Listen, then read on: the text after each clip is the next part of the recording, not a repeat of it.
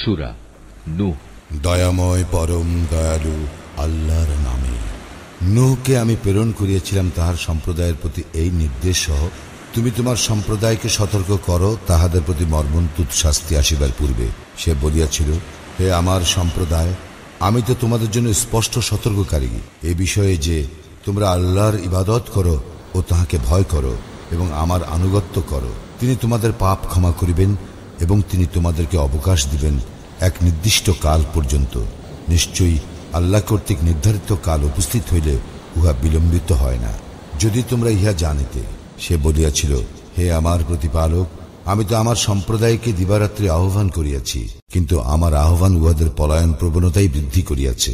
আমি যখনই উহাদেরকে আহ্বান করি যাহাতে তুমি উহাদেরকে ক্ষমা করো, উহারা কানে অঙ্গুলি দেয়, বস্ত্রাবৃত করে নিজেদেরকে ও জিদ করিতে থাকে এবং অতিশয় ঔদ্ধত্য প্রকাশ করে। অতঃপর আমি উহাদেরকে আহ্বান করিয়াছি প্রকাশ্যে, পরে আমি উচ্চস্বরে প্রচার করিয়াছি ও উপদেশ দিয়াছি গোপনে। বলিয়াছি, তোমাদের প্রতিপালকের ক্ষমা প্রার্থনা করো, তিনি তো মহা ক্ষমাশীল। তিনি তোমাদের জন্য প্রচুর বৃষ্টিপাত করিবেন, তিনি তোমাদেরকে সমৃদ্ধ করিবেন ধন সম্পদ ও সন্তান সন্ততিতে, এবং তোমাদের জন্য স্থাপন করিবেন উদ্যান ও প্রবাহিত করিবেন নদী নালা। তোমাদের কি হইয়াছে যে তোমরা আল্লাহর শ্রেষ্ঠত্ব স্বীকার করিতে চাইতেছ না, অথচ তিনি তোমাদেরকে সৃষ্টি করিয়াছেন পর্যায়ক্রমে। তোমরা কি লক্ষ্য করো নাই আল্লাহ কিভাবে সৃষ্টি করিয়াছেন সপ্ত স্তরে বিন্যস্ত আকাশ মণ্ডলী, এবং সেখানে চন্দ্রকে স্থাপন করিয়াছেন আলো রূপে ও সূর্যকে স্থাপন করিয়াছেন প্রদীপ রূপে। তিনি তোমাদেরকে উদ্ভূত করিয়াছেন মৃত্তিকা হইতে, অতঃপর উহাতে তিনি তোমাদেরকে প্রত্যাবৃত্ত করিবেন ও পরে পুনরুত্থিত করিবেন। এবং আল্লাহ তোমাদের জন্য ভূমিকে করিয়াছেন বিস্তৃত, যাহাতে তোমরা চলাফেরা করিতে পারো প্রশস্ত পথে। নূহ বলিয়াছিল, হে আমার প্রতিপালক, আমার সম্প্রদায় তো আমাকে অমান্য করিয়াছে এবং অনুসরণ করিয়াছে এমন লোকের যাহার ধন সম্পদ ও সন্তান সন্ততি তার ক্ষতি ব্যতীত আর কিছুই বৃদ্ধি করে নাই।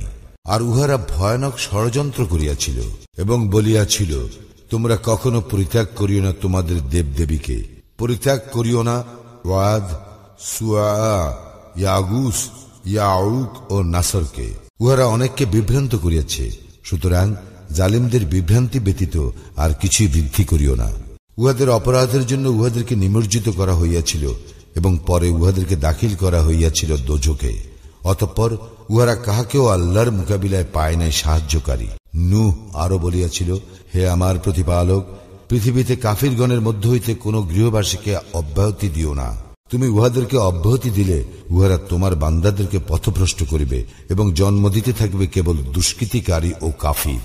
হে আমার প্রতিপালক, তুমি ক্ষমা করো আমাকে, আমার পিতামাতাকে এবং যাহারা মুমিন হইয়া আমার গৃহে প্রবেশ করে তাহাদেরকে, এবং মুমিন পুরুষ ও মুমিন নারীদেরকে, আর জালিমদের শুধু ধ্বংসই বৃদ্ধি করো।